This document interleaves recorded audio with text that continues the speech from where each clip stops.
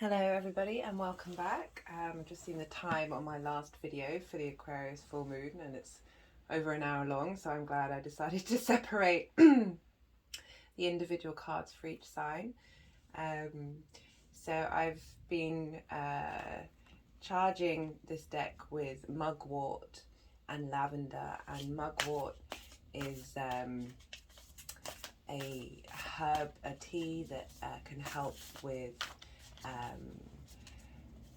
accentuating your dreams, remembering your dreams, more vivid dreams. It also helps with digestion, which is interesting, linking into the gut and how arguably the gut is the bigger brain of our body. Also with lavender and bringing peace and calm to whatever is about to come through. So I'm using the Starseed Oracle by Rebecca Campbell to pull an individual card for each of the signs in relation to this Aquarius full moon. The first sign I'll be putting a card for is Aquarius. So we'll see what comes up for Aquarius. Now, Aquarius happens in the first house. And we have pulled the Courageous Peony. Multifaceted, unique nature, let yourself be seen. So this is happening in the first house for Aquarius, which is your body, your appearance, your sort of sense of self and how others see you. Now the Aquarius vibration is very unique, often the odd one out.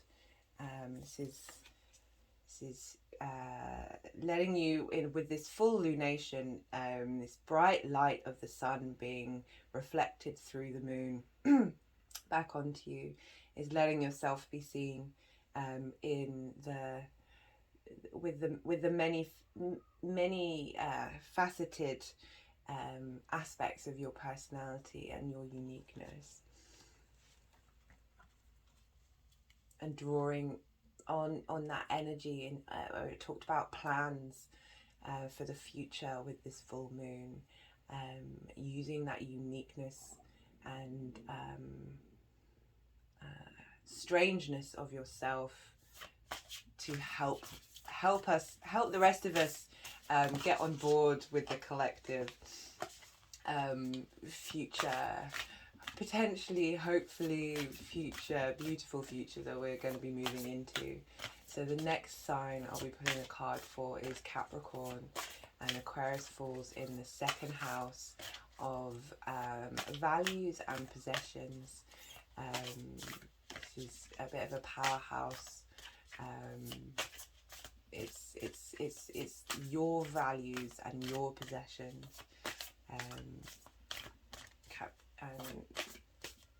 So you may have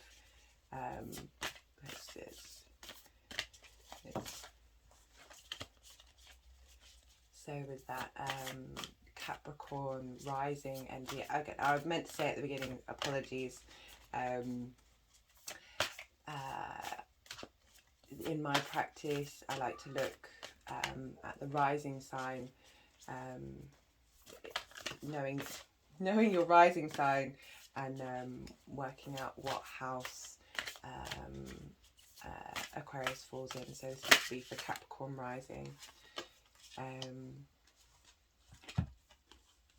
So we have, for Capricorn rising in the second house, we have the Messenger, serious energy, bringing in harmony and balance. So this is going to be linked into the Lionsgate energy that we're in now and moving through, and will still be in for the Aquarius full moon, and that is this fertile energy into your second house, into what you hold physically in terms of your possessions and what you value mentally or emotionally, and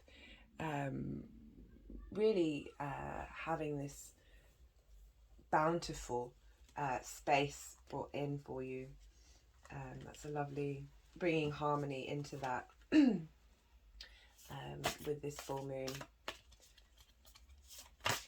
So the next sign that we're pulling for is Sagittarius, where Sagittarius rising, where Aquarius falls in the 3rd house, which can represent day-to-day habits, day-to-day communication, short distance travel, school, siblings. It's also the house of the goddess, so rituals.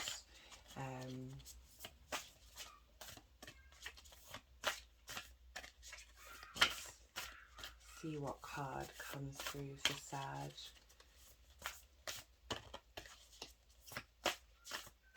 Again, this Sagittarius, this full moon will be sextiling whatever aspects you have in your 1st house, which is the aspect of Venus and harmony, and reinforcing that sense of what is it that you love, what is it, how you express yourself in your day-to-day rituals. Do you want to go on a short trip? How do you communicate? What is in your local area and your local habits, and what do you do? So we have Earth School, life lessons, soul growth, study, higher learning.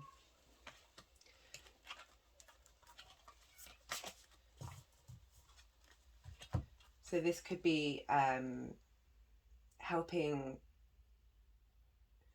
So we have in the 3rd house, it represents more school rather than higher learning. But again, every day is a school day. This is one of my favourite sayings, that you can bring that higher aspect, which is the opposite house, the 9th house, opposite the 3rd house of higher education.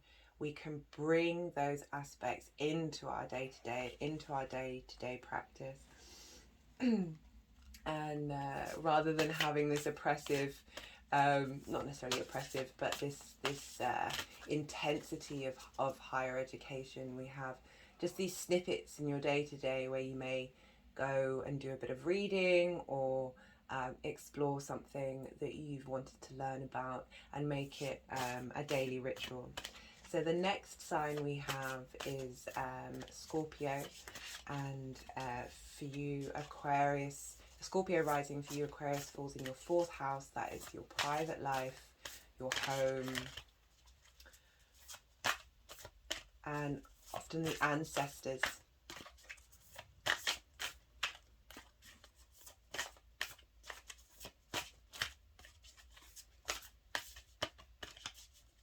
Now everybody's going to be feeling this grand cross energy with this full moon activation.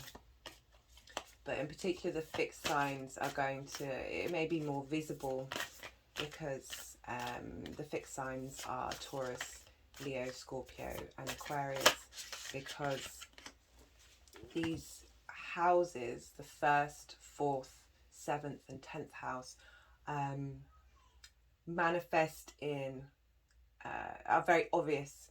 They're very material. They are very, they're quite powerhouse angles. So we have lost lands, soul memories and gifts. You've done this before. So this could be bringing in that energy of Aquarius, of the uniqueness of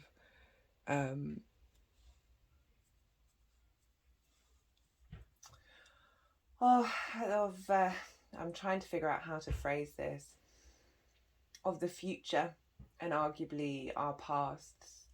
Time is all happening, everything all at once. You're bringing this into your private life. You're bringing home lost memories. Again, if we're linking into plans and structures to help us move forward, it's the incorporation of the old and the new together to create something unique and different to help you Scorpios move forward, and express yourselves in your private life and in your home.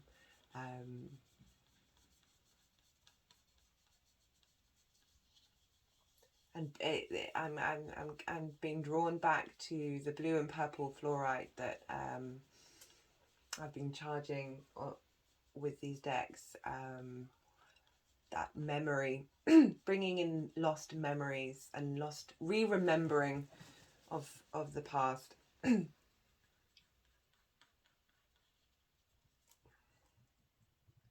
how we've all been here before in various forms, in different ways.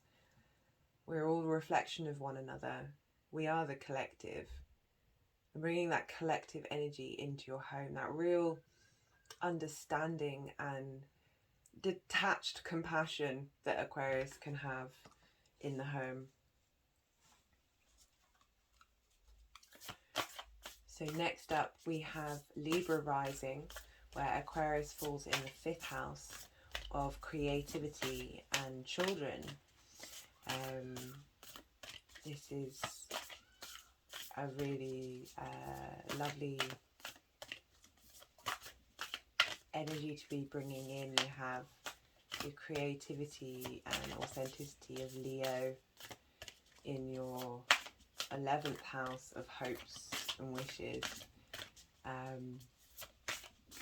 with that Saturnian moon energy of really drawing in some beautiful energy to help you move forward, expressing yourself through creation energy, essentially.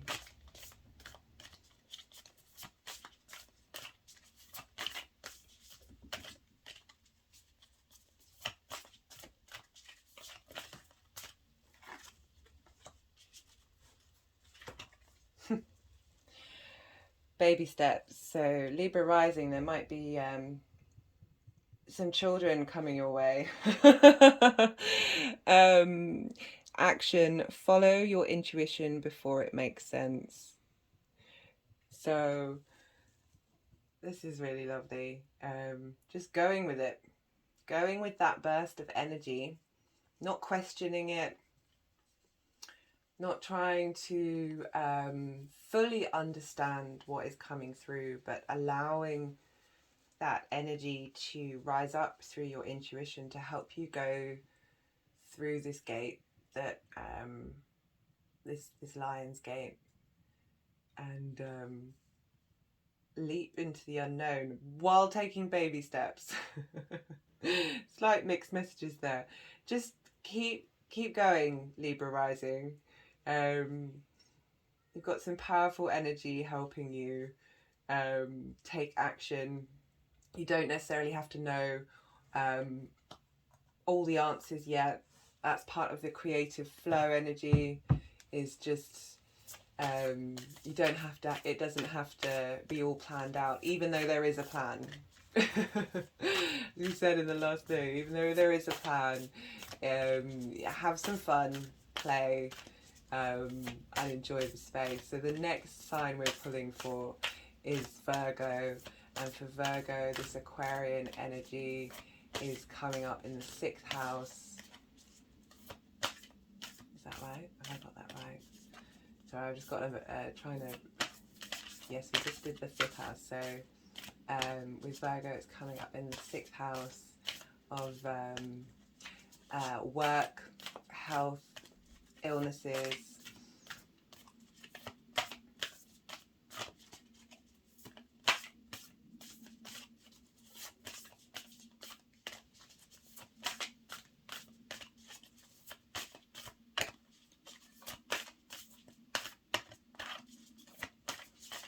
So what's coming up for Virgo? I apologise that it's taking sometimes.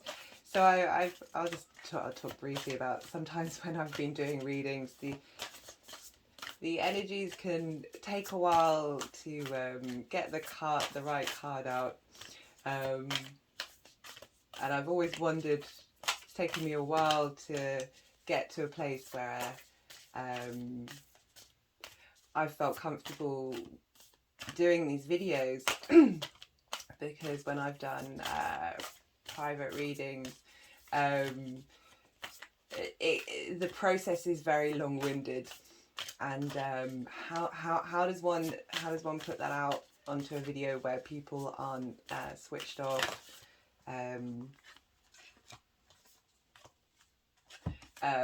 by the absence of activity, say speaking or cards. So with the Virgo, we have star bathing, light body, crystal grid, transmission, activation.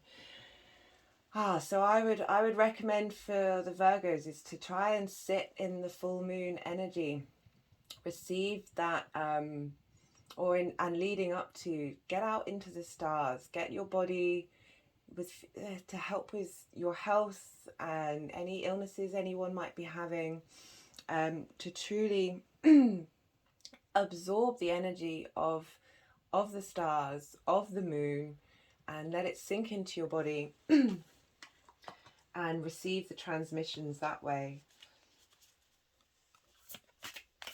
Right, next up we have Leo, and this is happening in your 7th house, which is the house of the other, and of partnerships, marriage, it's one-on-one relationships.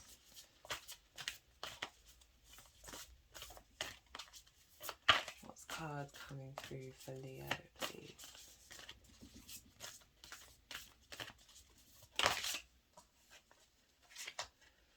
We have the Called card. Soul gifts and training. It is time to step up. So obviously we have, this is in opposition to, for Leos, this is in opposition to your Ascendant. So the full moon in Aquarius is very, can be very significant for Leo risings. And this is about walking through the gateway with the plan. And how this may manifest in your one-to-one relationships. It may be that a partnership may come to light or grow during this period and the period afterwards, where you may meet someone, and that may be on a romantic level or friendship level or for your work. It definitely focuses on one-to-one relationships that will have real benefit to help guide you and assist you with what it is that you want to achieve moving forward. So next we have Cancer rising, and this Aquarius falls in the 8th house, which is debt. So compared to the 2nd house, which is your possessions and finances, this is other people's finances. It can relate to inheritance and death.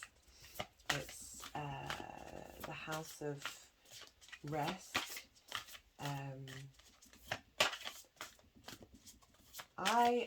For me, when I've tapped into my 8th house, it's this sense of cosmic inheritance that may be bestowed upon you, as well as the 3D inheritance. We also have that aspect of passing, which is part of the cycle of life, death and rebirth.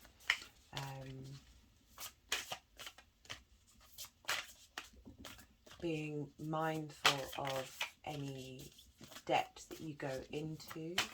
This is a culmination period, so it's seeing what has manifested and what are you happy with, what are you not happy with, maybe discarding that which hasn't worked out, that has been brought into the light, or enhancing that which has. Maybe a good time to restructure your debt, or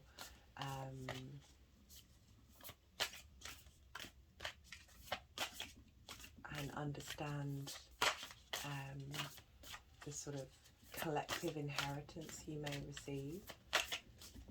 Card for Cancer rising.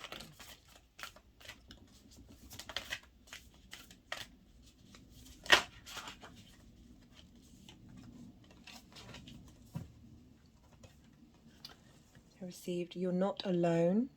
Isolation, physical connection, community. So that's interesting that that's related to come up with the 8th house, which is other people's things. So there may be a boon coming through to help support you with your plans from other people. That you're not in isolation. What next do we have? We have Gemini.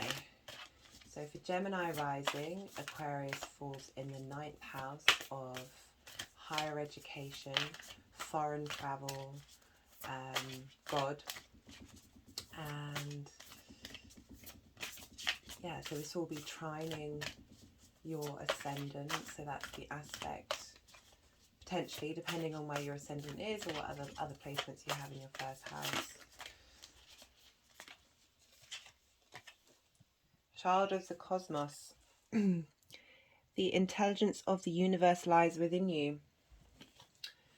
So this might be about doing a deeper dive into your studies that may be linked to some future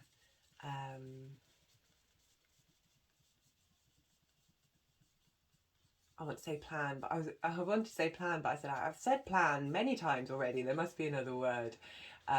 Strategy for your collective future. You know, you have Aquarius in your 9th house, which is helping you understand God / the universe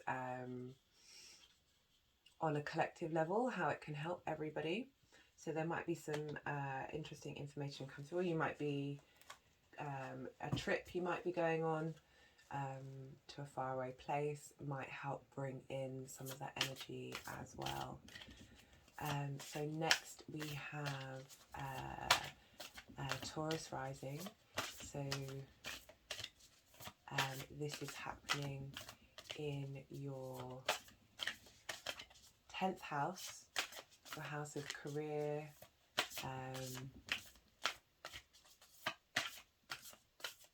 oh, my mind has gone completely blank of the other meanings of the 10th house. That's a bit frustrating.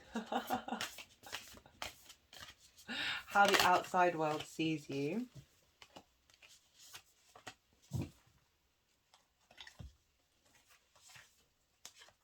So we've got 2 cards for Taurus rising.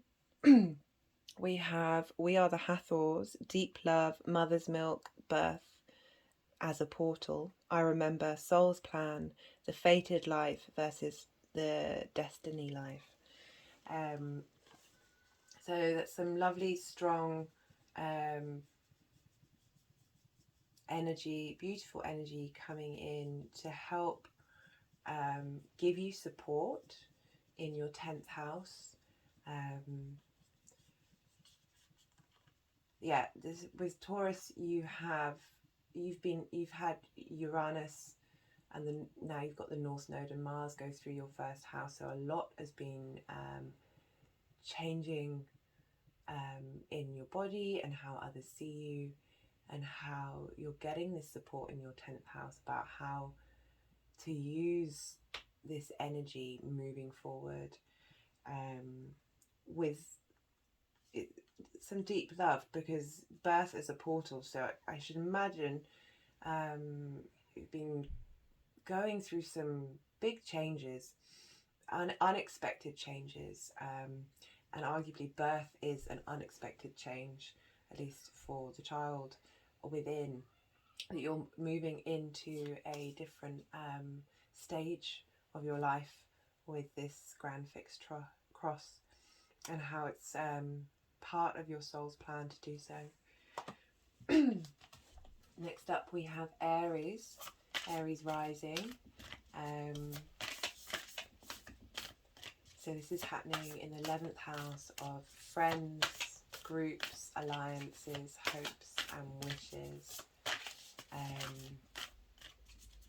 So with Aries rising, this is sextiling your ascendant, and the sun in Leo is also trining your ascendant. So this is some harmonious energy coming through to help shine a light on what's been going on with you, with your friends, and you will fall into my arms, surrender, holding the opposites extremes of life.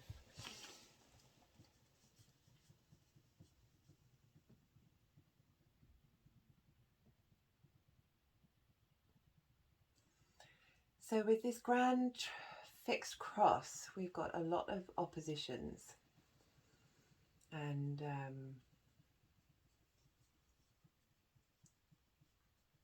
there may be some turning over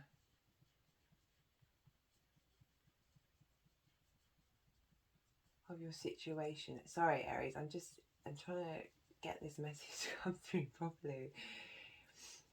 That whatever's going on in that area, even if it doesn't quite make sense, to surrender to it and hold space for potentially these very conflicting energies that may not make much sense right now and may feel quite extreme, but you are held in the arms of the universe. Okay, so finally we have Pisces, and Aquarius falls in the 12th house, which is the hidden, a house of rest, often can represent mental illnesses. I see it as a place of where you can access previous memories from previous lives. It's that in-between space between life and death. Water your garden, nourishment, body care, tenderness and rest. Oh, it's funny that the rest comes up for the 12th house. Yeah, Pisces rising. Meditate and sleep and see what comes up in your dreams over the full moon. Slow down, take care of yourself. With Pisces rising, you're holding the collective water energy, so I should imagine with everything that's going on at the moment, and with this grand cross, that there's a lot going on within your body, and use this airy detachment of Aquarius to filter through into your resting space, into your body. Maybe take a bath and light some incense, or have a window open so the air can come in. Just, yeah, really sit in your own space and see what comes up. Okay, well, I hope some of that may have resonated. Obviously, you don't have to just listen for your rising sign. We hold the energies of each sign of the zodiac within us. So I really recommend, if you don't know about your chart, to go and find, and there's lots of online free chart places out there. Have a look, customize yourself with the houses and with the signs, and see which energies sit in which place. I like to look at it was what was really lovely about doing the video and my exploration with astrology is seeing all these energies as characters. You could humanize them if you want to, but give them a consciousness. They're all intermingling with one another, and then understanding how that applies to how we're multifaceted beings, and we have all these different elements of ourselves that interact with one another, and learning to understand how, you know, in particular with the new and full moons, how they're communicating to each other at that time, and then how it relates to your chart. It's all a big smorgasbord of information, and you can get quite lost in it. But I do hope I have brought a little bit of clarity and peace and understanding to your day. If you have any comments about what I'm doing, what can be improved upon, what you'd like to see, what resonated with you, how that affected your week and the way that you looked at it, please leave a comment so I can maybe have a chat. And yeah, it would be really lovely to hear from you all. And thank you to anybody who's been listening all the way through. And so much gratitude to the universe, the energies at play in this full moon, and all of you lovely beings who are watching, and all of the lovely beings who aren't. All my love.